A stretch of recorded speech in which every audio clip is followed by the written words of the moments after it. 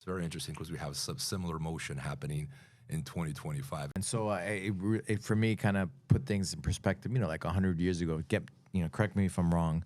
Uh, 100 years ago, like basically judo, right? The way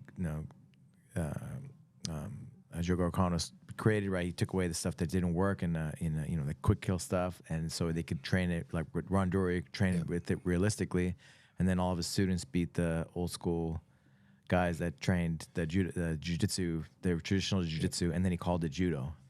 Yeah, he modified it because the practice of jiu-jitsu, in his own words, was associated with like circus and vulgarity and professional fights. It's very interesting because we have some similar motion happening in 2025. It's becoming very sensationalist and circus-oriented. It's almost like we've gone full circle. But he wanted an educational practice, something that could be put in schools, something that parents would go, I want my children practicing that, which when you think about it is an incredible feat. And I'm not an expert in this leg of the story. I don't read Japanese. I know, only through secondary sources do I know this story. But I think it's incredible. I think it's remarkable that Jigoro Kano manages to convince a Ministry of Education and parents around the world that teaching children how to fight is a good idea.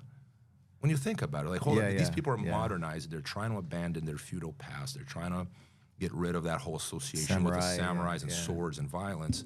They're trying to be gentlemen. They're trying to be European-like gentlemen. And this guy comes along and says, I'm going to teach your children how to throw other children on their heads, and that's going to be great for their education.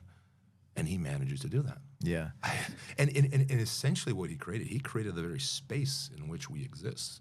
The whole idea of martial arts as a practice, as an educational practice, that's from, he's not the first one to do it, but he created that space in modern times for us to be able to have a business. So if parents bring their children to your gym today to train, you think Jigoro Kano, he's the one that convinced the world that was a great idea. And I think that's remarkable. Beyond anything else he did, I think that is his greatest contribution to martial arts. Yeah, my Japanese friends, when I go to Japan, like samurais are crazy.